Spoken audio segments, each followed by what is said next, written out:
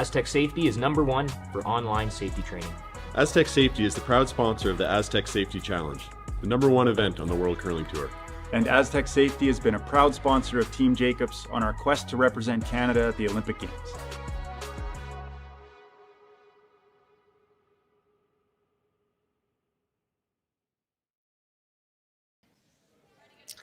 Good afternoon and welcome to the Grand Slam of Curling Tier 2 event here in Martensville, Saskatchewan. You're watching on Curling Stadium. I'm Jim Nix. I'll be with Sean Joyce, and Connor Sims will be our production guy today. And we were just chatting before we came on, Sean. It looks like absolute must-win here for Stopera and kind of different setting for Carruthers, I guess. Yeah, we were talking about all the playoff possibilities. And, there's only 2 draws left to go, so there's 8 women's teams, 8 men's teams that each have 1 game left. And there are a lot of possible combinations. We're going to do the men's game, so let me just quickly go through the women's possibilities first. A lot more. There's been 4 games that have gone to shootouts in the women's side, so they've got some. They don't have straight 9-6-3-0 scores, which is what we have on the men's side right now. But there are 5 teams now with 7 points or better, and just because of the combinations of who still has to play who, that's 7 points. That's Christina Black sitting in 5th at 7 points. Won her game at noon today to put herself at 7. She's guaranteed a spot in the playoffs. Interesting to note, she's at 2-2, but one of the games she lost in a shootout. It's nice of them to have a free guard zone measure while I go through this, so we've got some time. Yeah, while they run for the stick. So she's at 7 points. Next, there are 3 teams tied at 6 points. One of them is done. That's Kayla Skrillik. She's at 2-2. She has 6 points. 6 points is kind of on the bubble right now. Right now, all 3 teams at 6 points would be in, but right behind them, there's a team at 5. That team's Kayla McMillan. She's 2-2. She's done her round robin portion. One of her wins came in the shootout, and that means all she's going to have is 5 points. 5 points is not enough to make the cut right now. She's below the cut line, so she's eliminated. So there you got 3 teams in Christina Black, Kayla Skrillik, and Kayla McMillan, all sitting at 2-2. But that's the importance of this format: winning your game in regulation versus winning in the shootout. It makes a difference to the amount of points you score.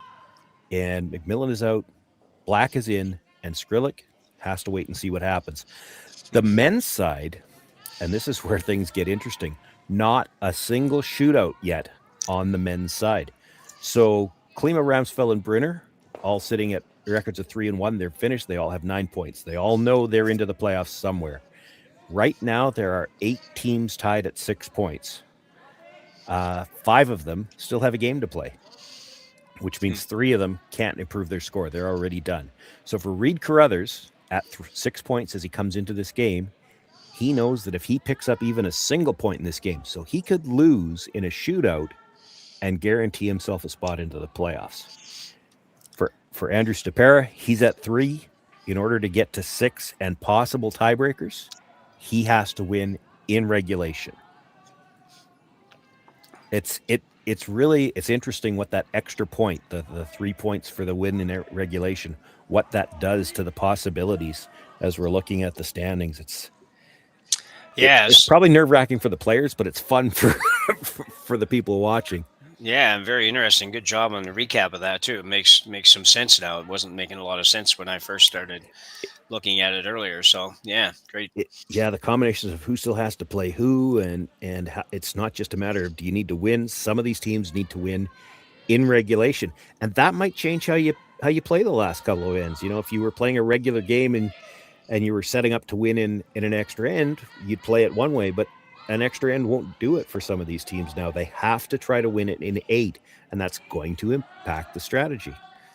Oh, absolutely. Yeah, I thought that's very interesting when it comes to Stopera, where, he doesn't have the luxury at all of just going to an extra end with or without hammer. So well, and it's illustrated on the women's team by, as I mentioned, those 3 teams that are already done. Black is in, Skrillik's on the bubble, and McMillan is out.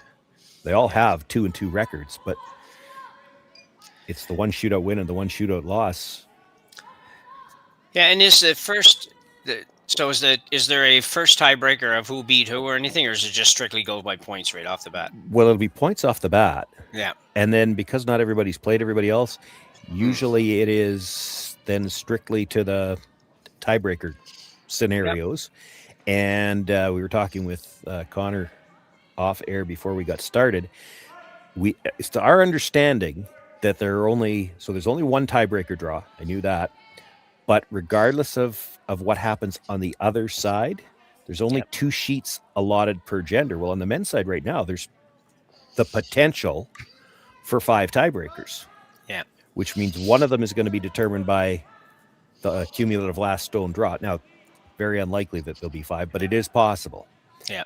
One of them would be determined on last stone draw, and the other 4, no, it would have to be 3 of them. There'd only be 2 games. Yeah. Maximum of 2 games.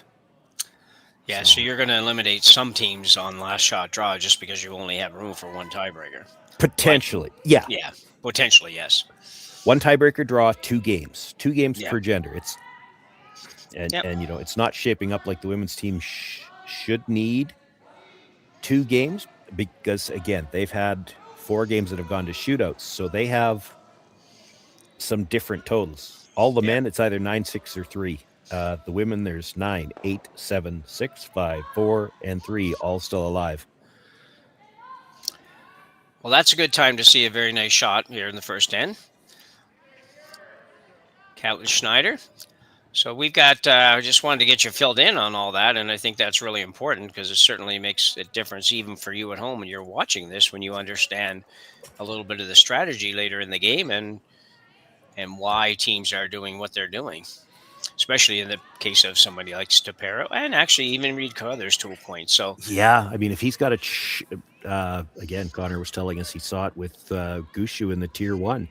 Gushu had the opportunity to play a shot for the win earlier, but if he went into a shootout, he was guaranteed a playoff spot. So he played the safer shot, played for the tie, went into the shootout. He was guaranteed a spot in the playoffs. And you could see it come down to that, right? It's just really interesting. Teams are the things that they have to look at now with the extra points. That's for sure. So Stopera trying to open things up a little bit. He does have hammer here in the first end by virtue of the draw to the button. And right now, not quite sure who's sitting shot rock, but Reid Carruthers having a look. If you noticed earlier in the end, and if for some reason you didn't know what they were doing, there we go. Have a good look at it there. Don't know if I'm any further ahead, Sean. Still not sure. I want to guess. Yeah. I think it might be red. Yeah, I'm thinking red. If I had to bet 25 cents on it, that's what I'd go with. But I also know that whenever you see the, I love the decorated rings. I do. It's an important part of the game, not just for the recognition it does for the sponsors, but also because it makes everything look a little bit more. It's a better feel to it. It's got a better aesthetic.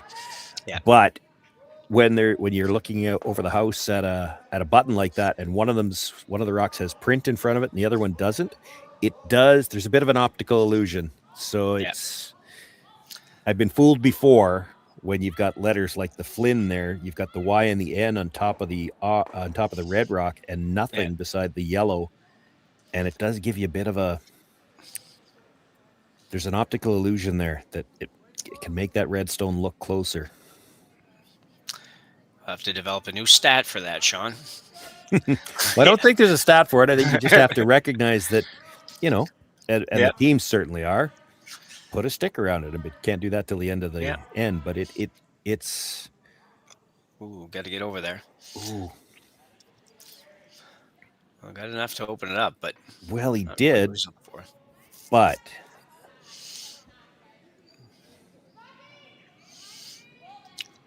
I was going to go. I started to say, if you were looking at the start when we were just trying to explain what was going on, and Sean referred to it for a second there when they were measuring. If you're not familiar with that, and to determine if a rock is in or out of the circles at that point in the end, when you are still not allowed to hit rocks that are in front of the rings, then you are allowed to measure. And that's what they were doing with the 6-foot stick, just to see if it was in or out, and it was out, so they were not able to play a hit on it. BJ Neufeld now with his first here in the first.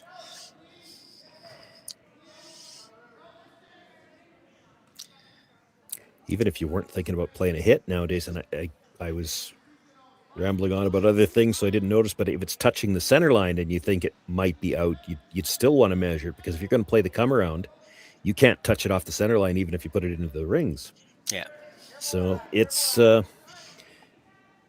we've talked about the standings and how that might affect the strategy. Of course, the other things that we've been talking about all week long here in this particular event that also affect the strategy. You're only allowed to blank one end per team per game.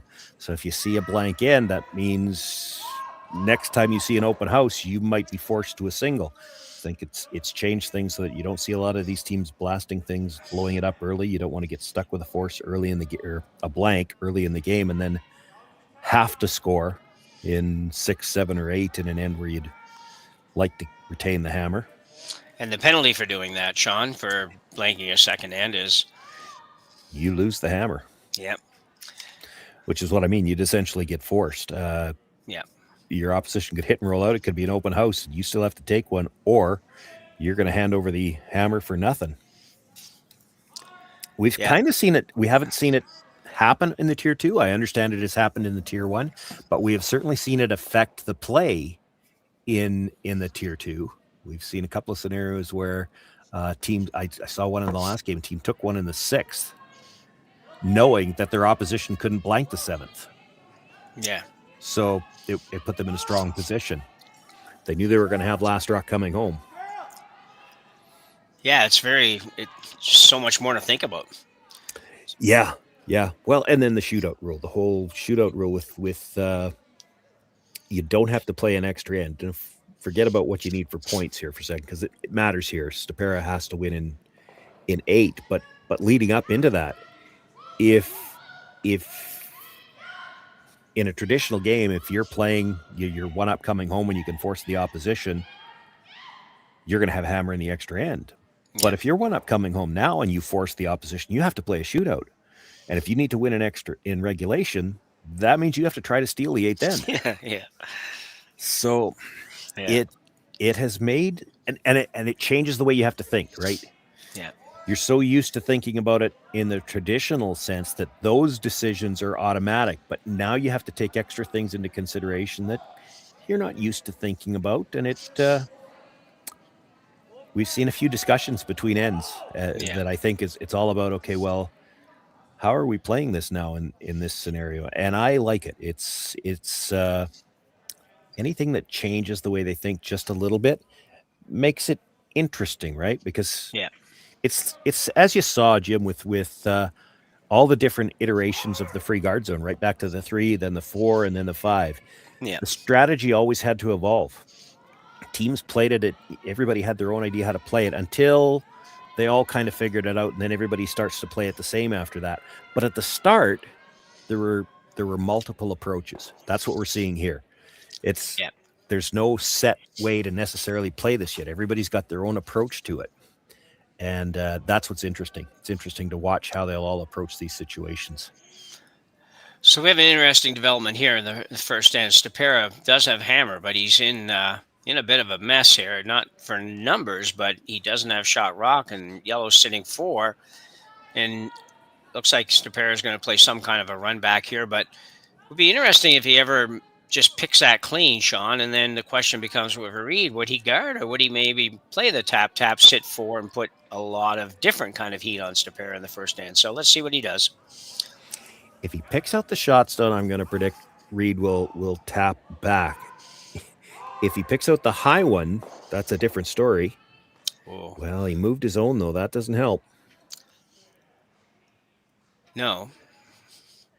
Reid's shot rock for sure now at the top of the 4-foot, and hard for Stopera to he can't make a direct play on it. He'd have to run the red back right now. To make a direct play on it, he's never getting it by the red at the back of the 4-foot.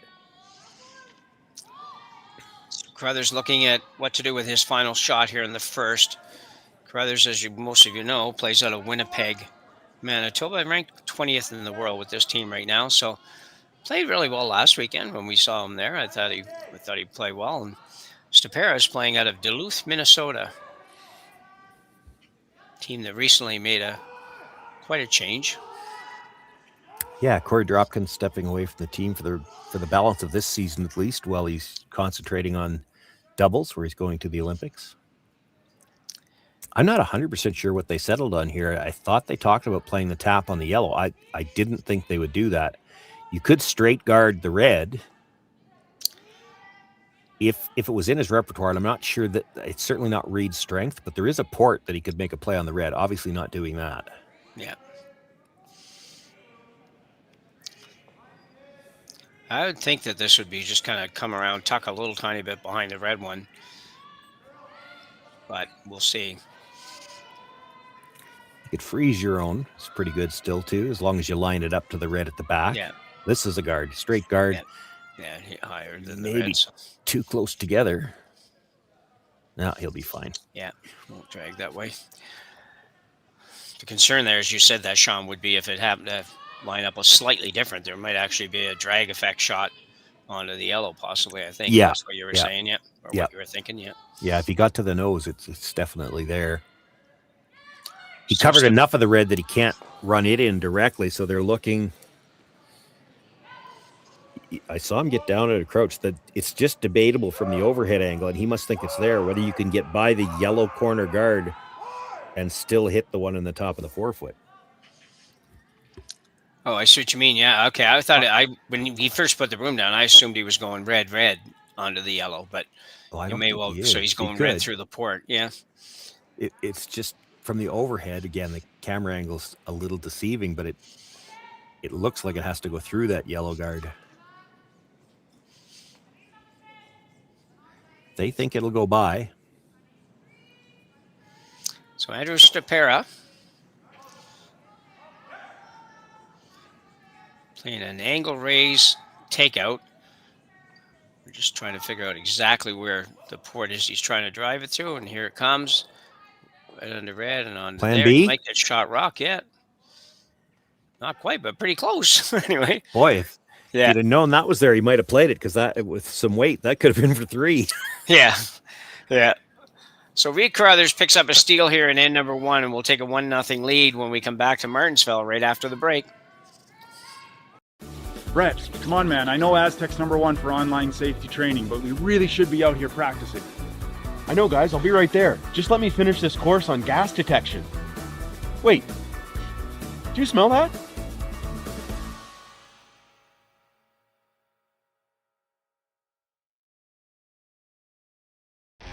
The 2025-2026 Grand Slam of Curling schedule is out, with big events happening all over Canada, like the Masters heading to London in September, the Tour Challenge from Nisku this October, the Canadian Open from Saskatchewan in December, and the Players' Championship from Steinbeck coming in January. Early bird weekend and full event passes on sale now at gsoctickets.com. Let's rock!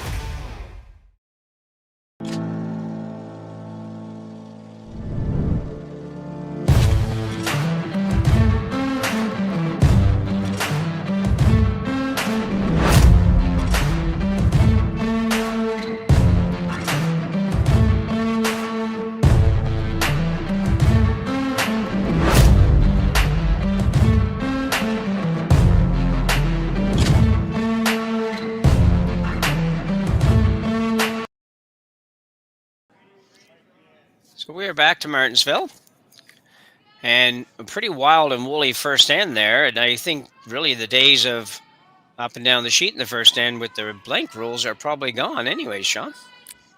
Yeah, I think likely. Now, we'll see whether or not that blank rule catches on. It's just a slam rule for now. Yeah. So obviously a shot, Lance Wheeler won't be very happy with that. That was supposed to be a corner guard, and he's almost through the house. So yeah, it's on the corner, but if you come around it now, you're not doing yourself much good. No.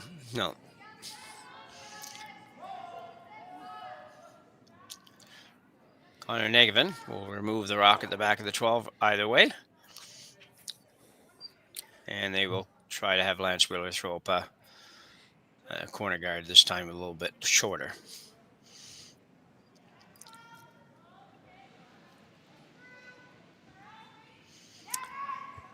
That's interesting to me too. I don't know whether Reid wanted to stay right there. I would tend to think no, because now if the corner guard is up, you've not only have you got a guard at the top of the house, but you've got that rock protecting it from the back when you get a chance to play the come around later. That's an almost sneaky way to get yourself some backing. Yeah. We were So talking much about- better effort there. Yeah. Go We were ahead. talking about how the rules evolved, or the strategy evolved under the free guard zone when that's the kind of thing you could see that almost done on purpose in scenarios like this. Throw one to the back of the house first, because if you throw it to the back, they'll hit it on the nose. Now when we throw the guard, we've got a guard and backing on the corner. Plus it keeps them from throwing another one to the center. It's interesting. Sir Carruthers now asking second stone Catlin Schneider throw up a center guard right in front of his rock in the 12-foot, and good show by Catlin. That's the fifth stone of the end. He could make a play on it now if he wanted to. He's going to avoid. He's going to ignore that. Go around the corner, through the port, around the corner.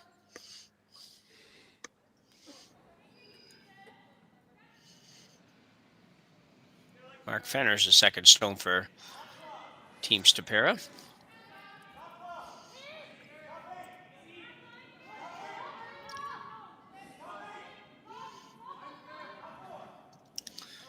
It's just a heavy clean here, so it's all speed management. Looks like they'll get through and may well come to the rock that Sean told us before could be a problem. They probably didn't want to get all the way to it just because of where it was. If you stop top 8 foot, even if you're only half behind, then there's a problem with the potential jam. As it is, Reid's going to play the run anyway. I thought he might make a pass at getting to it directly. We've seen a lot of that on those stones that come out past the guard on the corners this weekend. Yeah. Schneider coming with a high, hard one here. Looking to just remove the guard. And he'll get them both.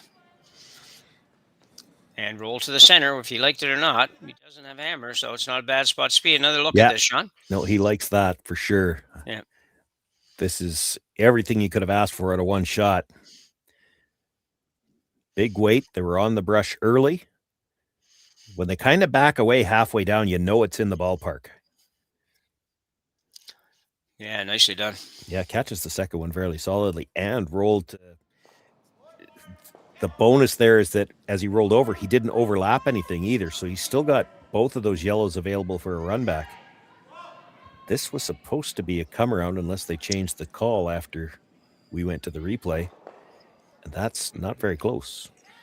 No, that's a bit baffling, I would say, probably to them as well.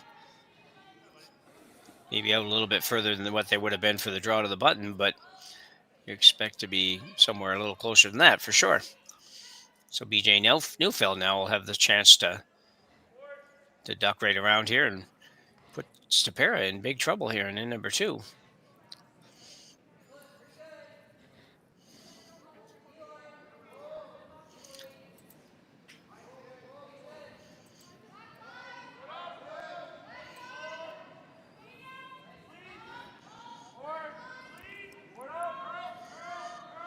It's a little heavy, I think.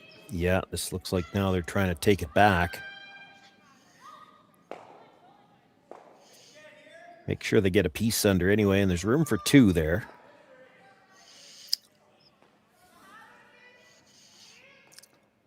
So too many rocks for Stopera to try to clear up, so he's going to go right around. They gave the sliding back of the button there, gave them an opportunity as well to not have to worry too much about it. Thomas Howell now.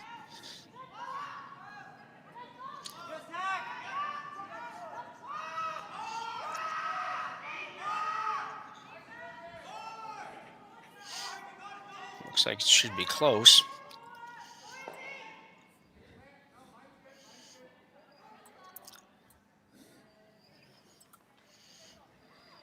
And he'll slide into the top of the button. That's a good shot. Could have been a little tiny bit higher. Would have been not so bad either, but... Yeah. But all I see here available for Carruthers is try to follow it down, sit on the corner. Yeah. And he could make it very tough for Stopera to get 2 by doing that. So Oh, and set next. up possibly a next shot too. Yeah, next to impossible, but Yeah. still, Stopera would be sitting 1. I don't know. Do you guard? Probably not. No, I think he's got to find a way to at least think about a way to get a second rock in there. But let's see where he goes here. Alan Schneider now trying to use the push stroke. Probably left him room to get to the inside of that. Well, I think he did. I think Yeah. Sorry, go ahead, Jim. No, I was just going to say, I think BJ wouldn't be real happy with where that one ended up. Yeah, if he gets to half frozen, Stopera might have had to try to peel some guards just to make sure he's got a chance to score here. Yeah. But you make this now, and you're talking about 2, possibly 3. Yeah. Yeah, it turns the whole thing Yeah, around here. Yeah. a freeze. If you make this one, and if he freezes again, well, there's still going to be some room left because he's going to be up so much higher trying to play the freeze. So the advantage for Hal here is basically he's throwing the identical shot he just threw with 2 more feet of weight, or not even. That's Wheeler trying to carve it over here.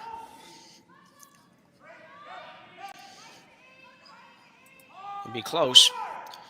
They may have carved it too much. Oh, he just slides it by. A great shot. I didn't think he was going to get by for a minute. Another look at this. One thing about when you start to carve these things, Sean, sometimes you get them going and you can't stop them. No, you can't. There's no backing it up again. No. Or at least there's not anymore. Yeah. when the fiasco started. Yeah. And that was what part of the complaining was about. It's the fabric was so aggressive that you could just kind of, the phrase joystick them was used, where you could back it up, make it curl, back it up, make it curl.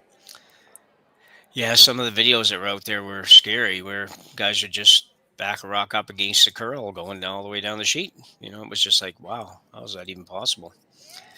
Reid Carruthers now in a bit of a mess here. Just coming down to the ones in the button, I guess, from what I can tell here. That's all he's got. Yep. He probably will only be number 3 when it's all done, but yep. Right now he has to try to prevent 3, so. Well, and that's going to be the problem too. Like, even if he makes a good corner freeze here and Stopera does nothing on his first one, I don't know that you can afford to throw any weight at it and try to change things, because the reds are going on to the yellow behind it. Like, yeah, exactly. This might not even get a piece of a red.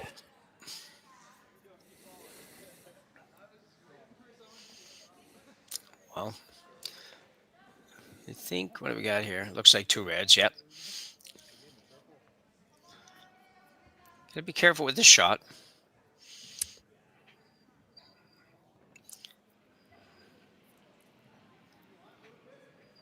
Yeah, I think rather than worry about moving the yellows, because it's not going to move very far, if you could just come down, sit in the pocket, and if you ever just touch the red a little bit.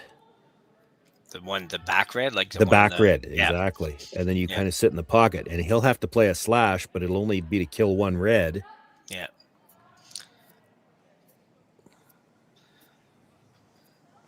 Does the world exist where you would just guard this? No. No? You're still going to hold on to possibly getting 3, and I don't know if they have a shot of doing anything if you throw a guard. That's the only thing. Well, normally I wouldn't think you would guard anything like this. Yeah, it's hard to tell whether or not, if you froze to the back one right now, who's got second shot. And I'm not sure. Yeah. Because if you could freeze to that back one and get, if Carruthers could freeze to the back red one and have second, because you can't guard that. You can't guard the draw path.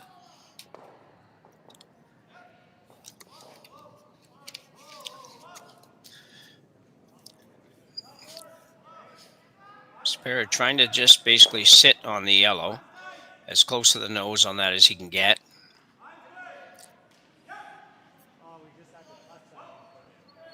It's definitely got enough weight. Line's pretty good. This should be good. I get to curl in a little bit more.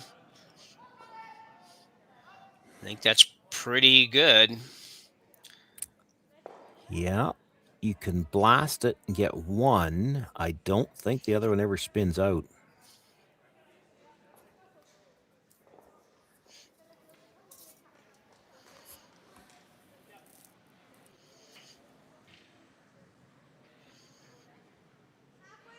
What it would be interesting, though, is that back yellow is going to hit one, hit the other, and then it's liable to spin up. Is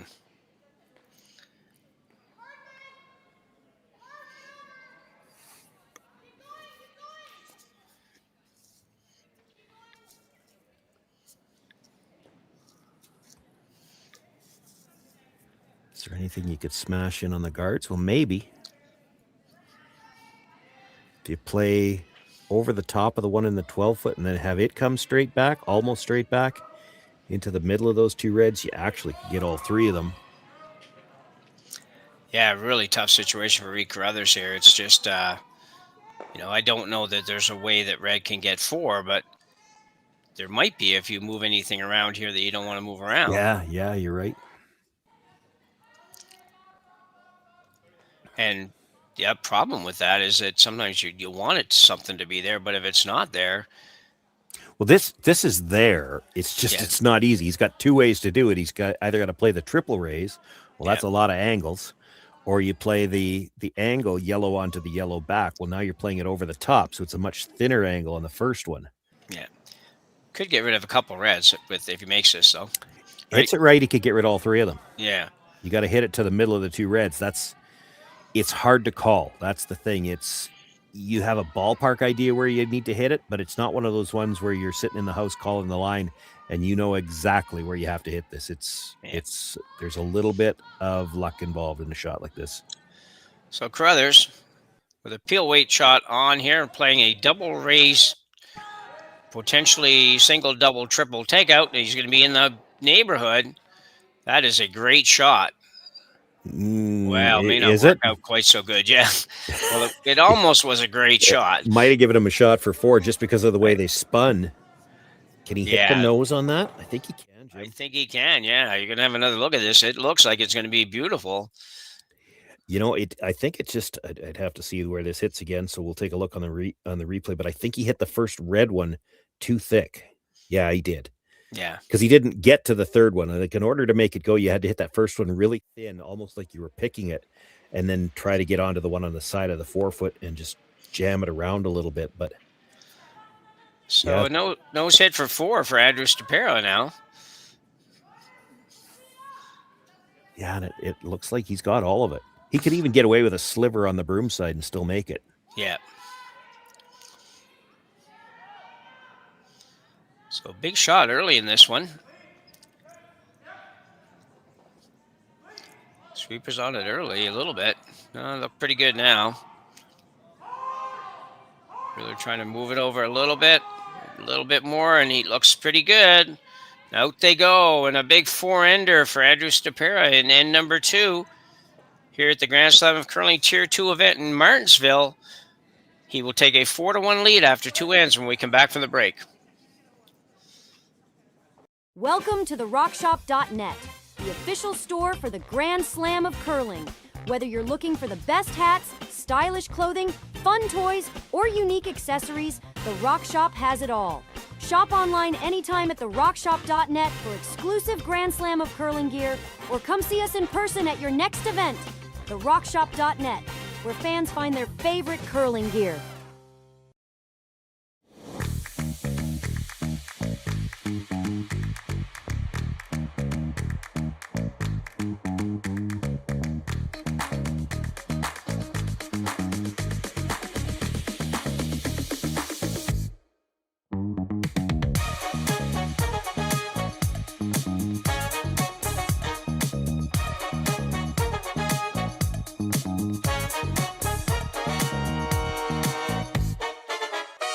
Developed over a decade in collaboration with the finest ice makers this side of the Atlantic, the Pebblehead PB5 is nothing short of a triumph of sophistication and craftsmanship.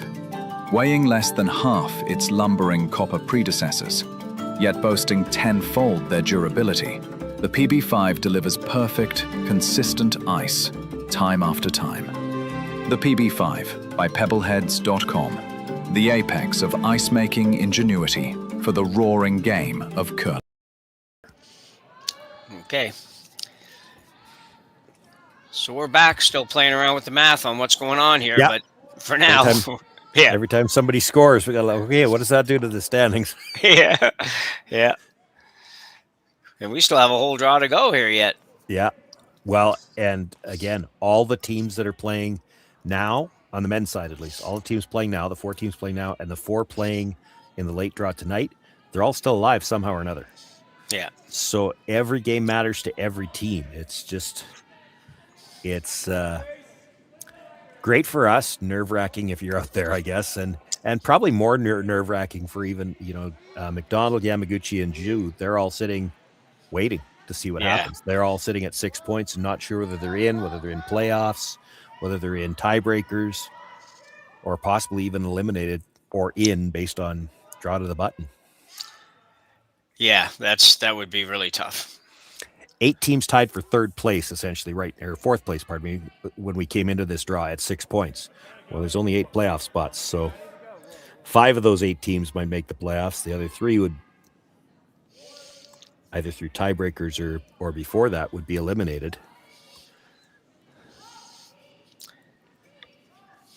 Anyway, Andrew Stopera went a long ways in that end to get himself into a position to have a shot at something at the end of this, but it's very early in the game, we should say. It's like only the 3rd end, so a whole lot can happen between now and then, and Sean will keep the chart up to date, and we'll know every end what's going on. We'll glance at it every end. What it does change, or not change really so much, but you want to play defense when you're ahead by 3 points. Well, we're still only in, like you said, we've only got 2 ends completed. So Carruthers will try to score his 2 here. Turn around. If you can force, you're okay. You get the hammer back. But I mean, Stopera can't just start blanking ends when he gets the hammer back. He can do it once. That's all. Yeah, exactly. Yep.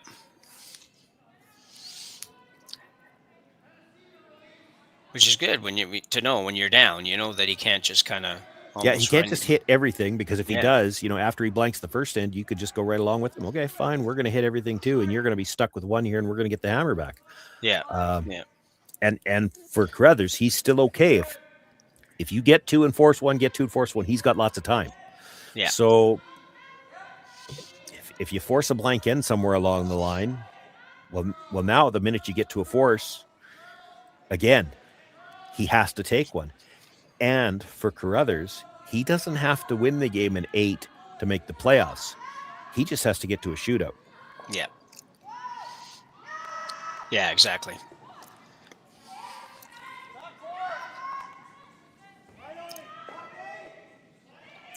So Stopera with a couple behind the center guard and 1 yellow looking to be removed.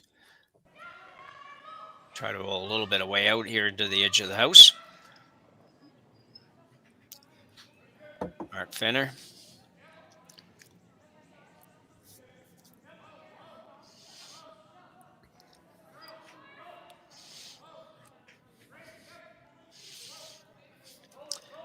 A little hit and a little flop. Very nicely done.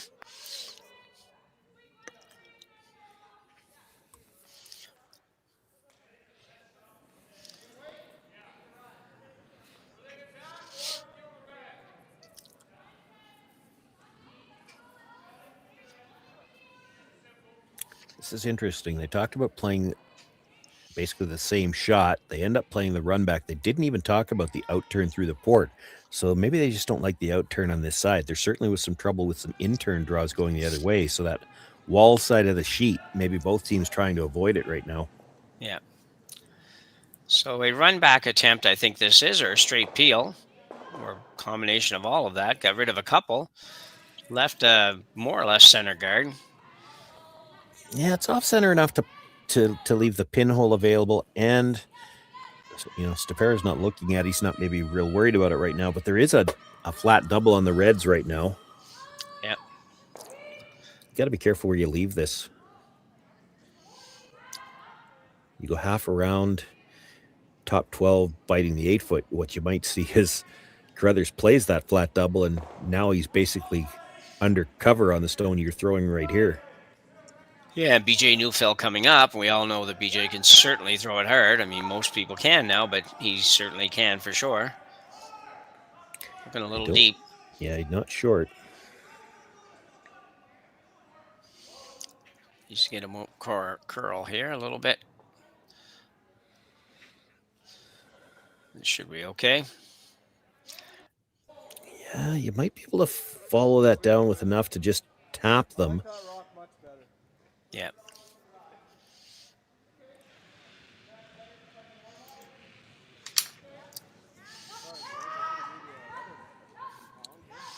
They decided on the run again.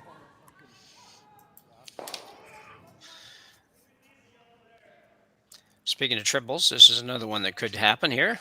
Yeah. BJ in the out turn.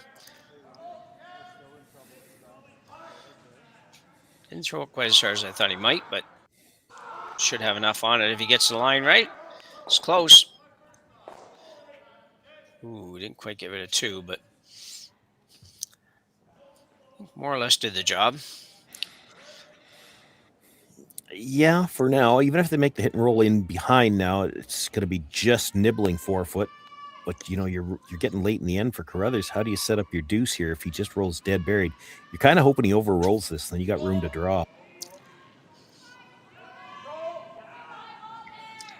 I thought he saw him tap away on this, actually, Sean. I thought he... Really? Yeah, I thought that's what I saw, but... Well, then Carruthers goes around, though. Yeah, it wouldn't really... That's no good. Yeah. And that obviously can't be the case, I don't think, by the look of where this rock is coming down. He's going to roll too far, though. Yep. So Reid Carruthers with an opportunity, looking at 3 reds, but certainly an opportunity here to... Wow. I'd be thinking draw here, would you? I would, too. Now, they are so good at these run backs, and I get it, because if he makes the run, he opens up a lot more scoring area. But if you don't dead stick it in behind, you know, you're getting awfully close to getting forced here already. Yeah.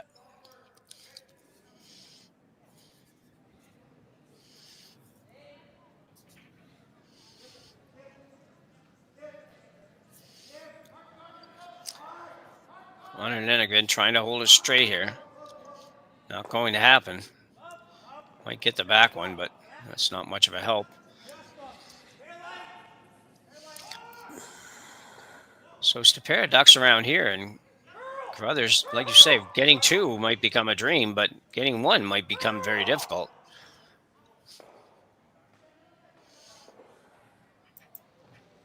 Well, he certainly expects to always have it. Like, it looks like he's going to have most, if not all, of the 4 foot available. Stopera looking just to put this beside the other red. Yeah.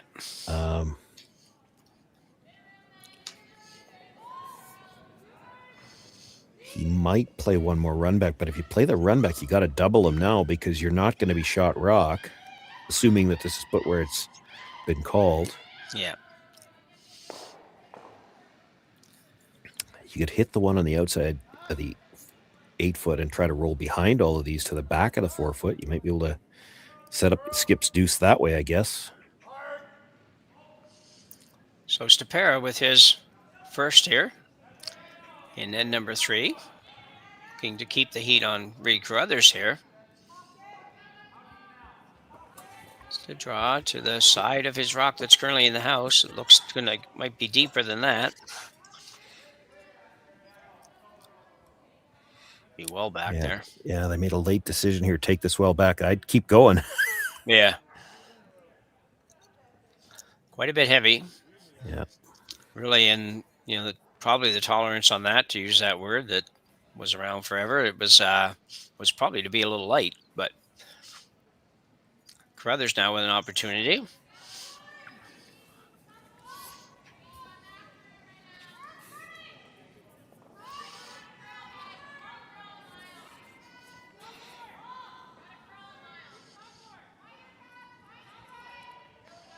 So for Carruthers, he has to be shot rock here. And ideally in a position where Stopera can't push it through. He talked about the corner freeze. Doesn't need to get much in front of it to do that. You could actually get away with probably tucking a corner around that red as well, the way they finish there, but then you've got to be well over buried on the yellow guard.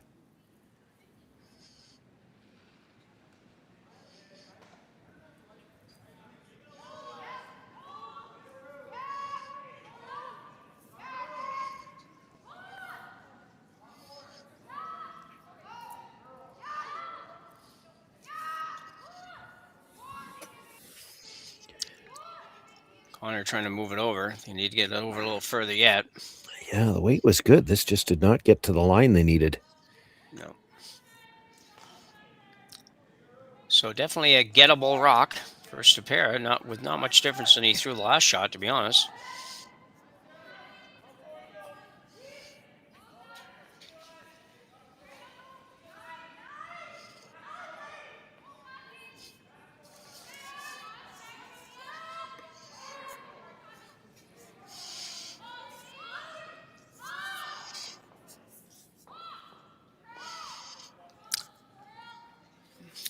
So looking for just enough weight to move the yellow out. Yeah, just out of the 4-foot. Doesn't need to get it out. As long as he's sitting 3 after this, I don't think there's going to be a triple. No.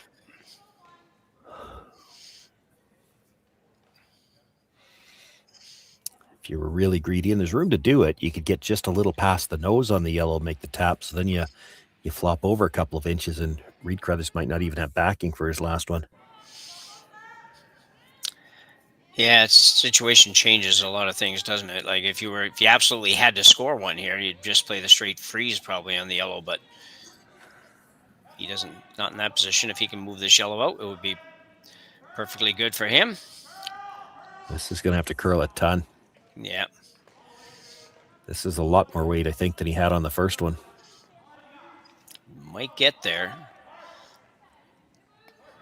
And he'll get enough, I think. And he will. Well, even that works because by rolling that direction, I mean, Reid's still going to have to play the draw, and he's not going to have any backing. No, exactly.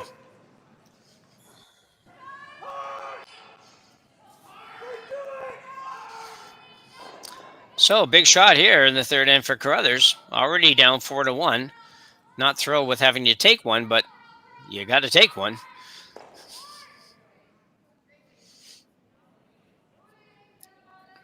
Well, if he doesn't take one, he's going to be less thrilled in a hurry. Yeah, exactly. Yeah. Because I don't. There's not a lot in betweens here. You're that's going to get one or give up 3. Yeah. Exactly. That's where I was going. Yeah. Sweeper's not looking uncomfortable with the speed right now. Callan Schneider working a little bit on it. Connor just there for moral support at the moment. I think he's going to be very close. Yeah, it's curling in nice now. That's usually a good sign that the weight's coming off. Yeah. Yeah, very nicely done for Reid Carruthers. Makes a very nice draw to the 4-foot here in end 3. And as we go to the 4th end, Carruthers will trail Stopera 4-2 without hammer when we come back to Martensville. Hey, Mark, you ready for this game tonight? Yeah, I'm excited, man. Cupsy, what are you doing over there? Don't worry, boys. Was just on AztecSafety.com, took a fire extinguisher safety course. Paul, I'm putting out the fires from now on. Woo!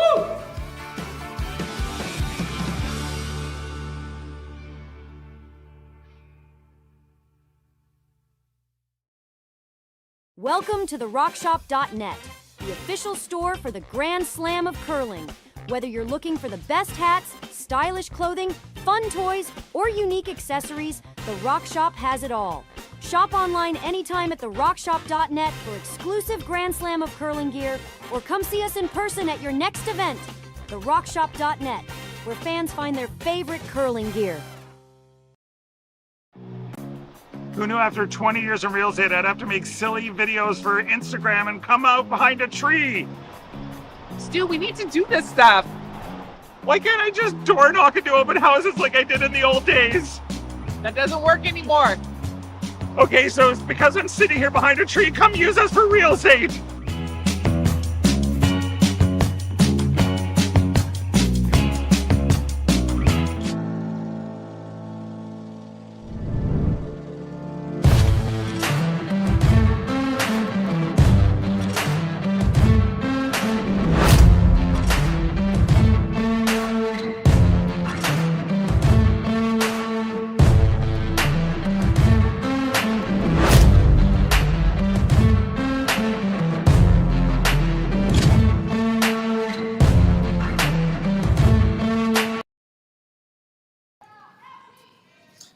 So back to Martensville, where Reid Carruthers makes a nice draw to the 4-foot in the third end to keep really his route to the playoffs alive here, and certainly for Andrew Stopera, he just creeps that much closer to have an opportunity at the playoffs. I think, Sean, that's probably fair to say, I guess, for now. Yeah, I mean, so many teams yet to play that are all impacted by this, including the other game that's going on a couple of sheets over, and it was 2-1 the last time I looked there. So, but Stopera has to win in regulation to keep himself alive for sure.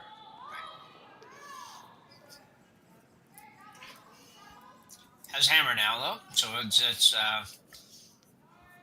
a good position for him. But again, he has to keep the pedal to the metal here, just because of the situation where he really does not want to blank an end here. You can afford one blank, but you don't want to take it unless you have to, and this would not be where you'd like to do that at.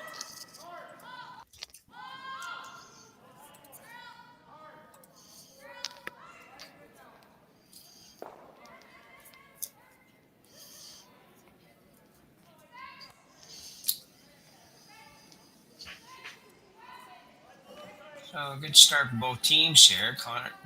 Carruthers has his guards up, and Stopera's got his one rock above the tee line and one just below the tee line. And Catlin Schneider now coming right down on top of the Redstones.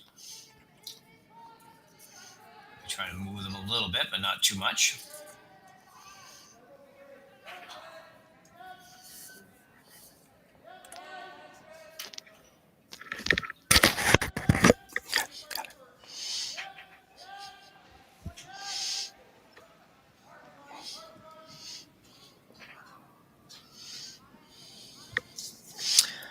So that's a little better for somebody, just not exactly for sure who for now. Yeah, and it was the fifth stone of the end too, so Stopera could start peeling guards. The problem is that's what he's looking at. Like the double peel, the easiest double peel is coming towards your own stones. You don't really want to do that. Mm-hmm.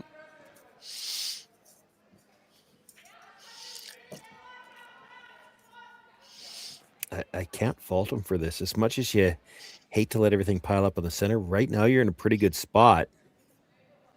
And Reid Carruthers is kind of have to gonna do something. Yeah, it's very interesting. It's not a typical kind of a shot that you would see called in this position, but yeah, 2 up with playing the fourth. You're probably going to look to get rid of center guards as much as you can, but yeah, exactly. There's just no good way to peel them right now. You put another one in, you put some pressure on, and maybe Reid will peel one of them for you. Well, this would not have been part of the plan. No, not at all. Kind of works though, because it takes away. He doesn't have anything he can run directly into the pile now. Boy, it's going to take some mental power to work through this end, no matter which team you're on right now. So it's a difficult situation, but I don't think the hole's there. You could play the angle run on the red, try to get all 3 reds, but even if you make it, you're going to see some yellows go away. They're looking at the double tap right now, the center guard onto the tight guard, and just try to push it up into the forefoot because it's tough to get the line perfect on that one. So that looks like what they're going to play anyway, Sean. Is a little double tap, and with that ice, he's not throwing this real hard. No, I think I heard him say back line, and if you're moving 2 rocks with back line, that's only going to end up at about T line when you get the push. Yeah, for sure. Yeah. Catlin Schneider.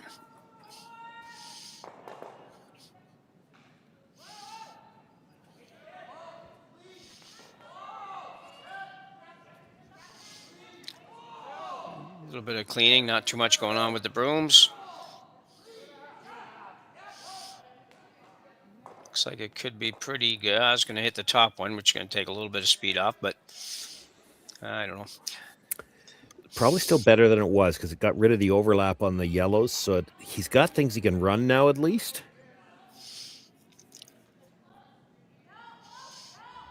Having said that, Stopera could decide to just hit that stone. Yeah. Yeah, he could. Well, he's going to play that one. He could also play He could get rid of the two that are beside each other, but I don't know if Yeah, that's- maybe. Yeah. Well, one of them's going to jam over there, but I don't know if that's the best shot because it opens up that whole side, though. Well, he might be okay with opening up the whole side. Like, he's looking at maybe trying to blast everything, blow it all up, and again, he's got a 2-point lead. He can't blank two ends, but one blank's not bad for him, so he could try to open this up, make sure he's got a shot to score.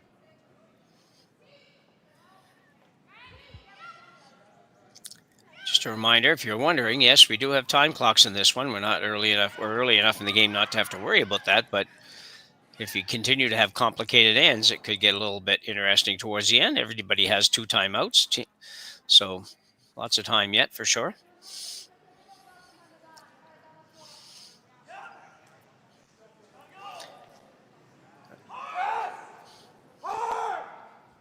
Looking at maybe an out-turn draw around there. That would be.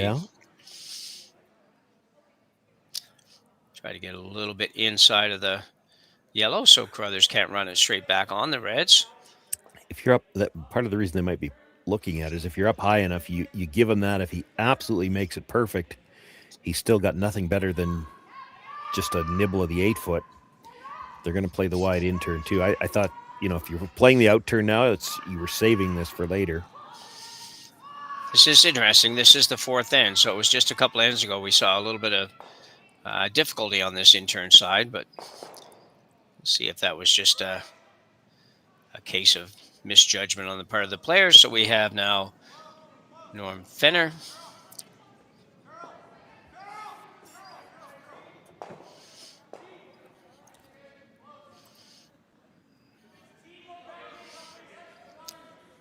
Thomas Howell trying to hold it a little straight. Lance Wheeler will jump in. And will he get far enough to do anything? Really, that side is just heavy, I think. Could be. Well, they avoided it last end too, so Yeah. it hasn't been played a ton. So Carruthers now will try to run the yellow back into the Reds. Could turn this end around pretty good if he made this really good.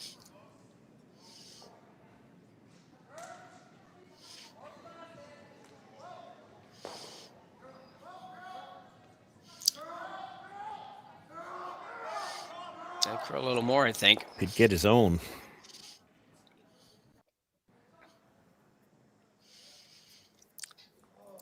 So Carruthers still in some trouble here for sure.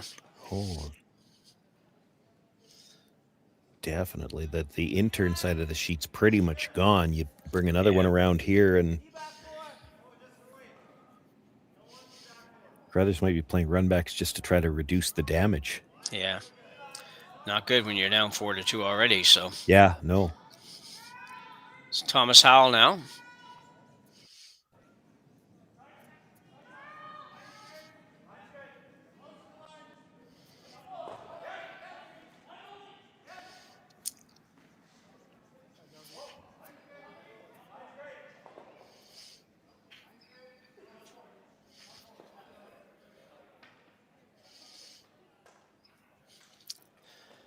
Wow.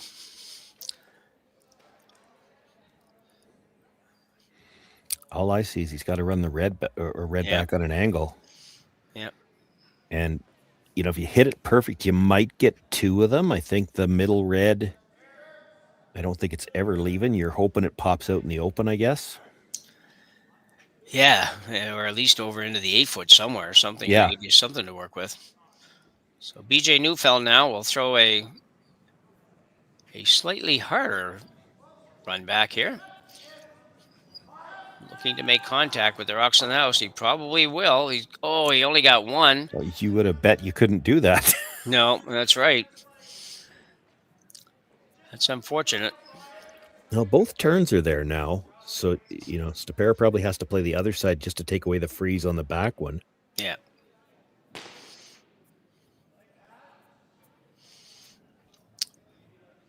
So Thomas Howell. Every time I think of Thomas's last name, I think of probably show my age a little bit here. I think back on Gilligan's Island or something. The professor, I think his last name was Howell.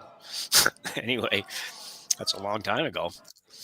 Thomas now looking to come right around.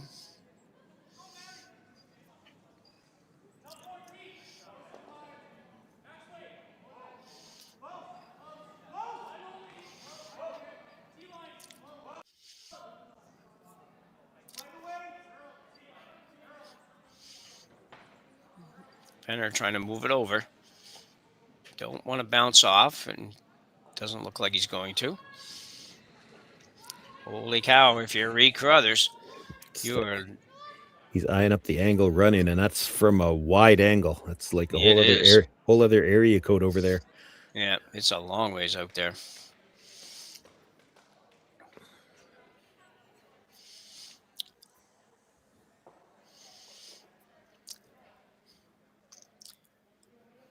Well, somehow Reid has to make something out of this one, or he could be looking at an early exit from this game. Yeah, that's true. Which would not have been expected. Because this is not going to open up anything else for him. Like, this is, you make this here, or you already gave up 1-4. This could be a 5. Yeah. If it overcurls and he hits it and just flops a foot or so with the shooter, he might get another shot at it. He might have another spot, another chance. Yep. You'd have to overcurl by a lot, though. You could hit 2/3, miss it, and still roll out. Yeah. Yeah, because really he's trying to hit probably a quarter of the rock here, something like that, on the outside. So Reid Carruthers is first here, and 4.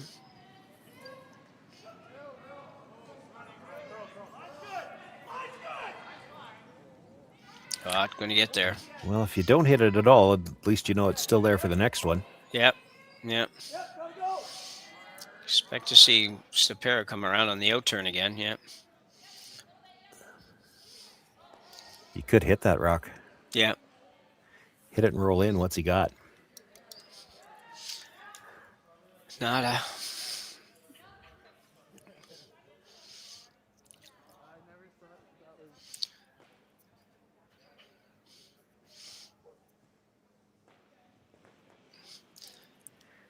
So Stopera coming right around.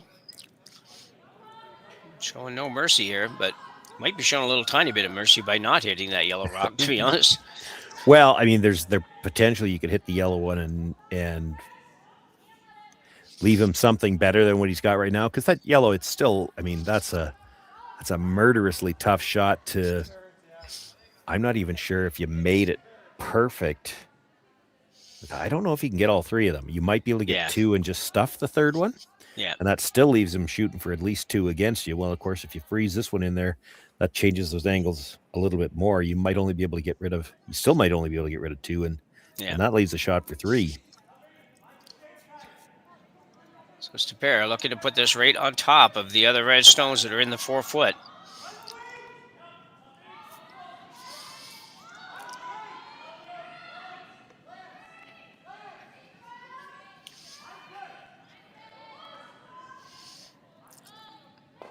And this is going to be very good.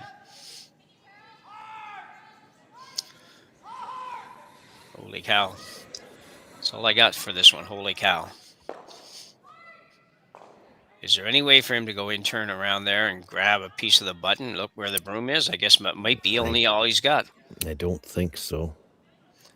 By the time you're by the corner guard, the tight red corner guard, with the amount that they curl coming into the house, like forget about the overhead. Look at the view into the house. I mean, he's going to try it. He might have to throw this as a spinner and then hope it hooks at the end.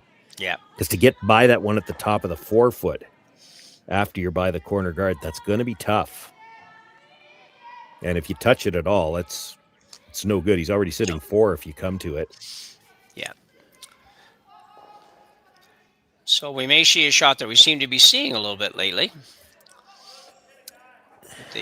The 27 rotations or whatever it is, multiple rotations, a definite spinner. I don't know if he's throwing that or not. Don't know if he has to go quite to that extreme, but he's got to throw enough rotation to hold it straight. And then certainly we saw it a lot last week in Swift Current, but these rocks are pretty good too, that just as they come to a rest, if you've got a little extra rotation, they kind of corkscrew over. Yeah. So he's going to have to get just by the red one at the top of the 4 foot and then hope for that little corkscrew at the end. Doesn't look like he threw any extra. No, looks like pretty much a normal throw. Did see Gina Schwaller, I think, the other day on a highlight that threw a spinner that did the trick here. It was very similar to this, only not looking at 4. He's by the outside guard. Yeah. Now can he get by the inside? He didn't have the weight. Yeah, I'll tell you, that was so close to being good, but isn't. And now Stopera with a draw for 5 here in the 4th end. The Grand Slam of Curling Tier 2 event in Martensville. Well, he doesn't have a lot of room to get the 5th one, but, that's the nice part of that for Stopera. Well, if we don't get there, I guess we only have 4, but... Yeah. Yeah, it's hard to be real disappointed about that.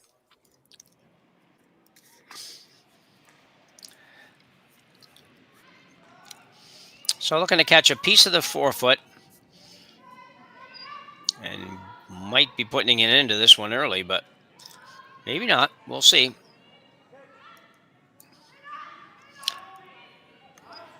Fenner and Wheeler on the brushes.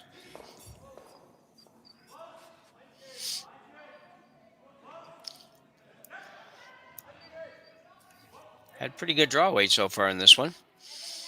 Yeah, can't afford to rub his own at all. And he will not. So very nicely done. Draw for 5, and that will put an end to this. And Andrew Stopera will take a 9-2 victory over Reid Carruthers. Certainly, I think, not a result we would have expected by any means, Sean.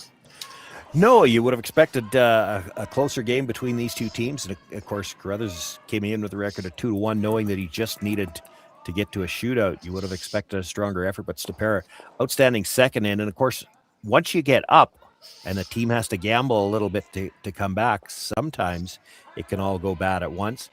I will tell you, looking at the updated standings now, so with Carruthers taking that loss, he's stuck at 6 points. Stopera takes the win. He's up to 6 points. So we now have 9 teams tied at 6 points, tied for third, but 5 of them are done playing, which means 6 points is going to get you something. Okay. It might just be that cumulative last shot draw, and maybe that's not enough to get you into a tiebreaker game, but there are going to be tiebreakers on the men's side. That much looks almost guaranteed now with 5 teams tied and just waiting on the results from the other 6 teams that have results left to turn in. Yeah, so it's a short one here tonight in Martensville, and a disappointing result for sure as far as the broadcast goes. We'd like to have been able to bring you a little more action, but c'est la vie, as they say, and that concludes our coverage from Martensville of this draw. There is one more draw to go, and that's this evening at 8:30 local time, when we will have we have 3 games actually being broadcast this night with commentary, and they all matter. So we encourage you to look them up, and we will join you again in a few hours. For Sean Joyce, myself, Jim Nix, and Connor Sims on production, thanks for watching on Curling Stadium and the Stadium Sports Network. Bye for now.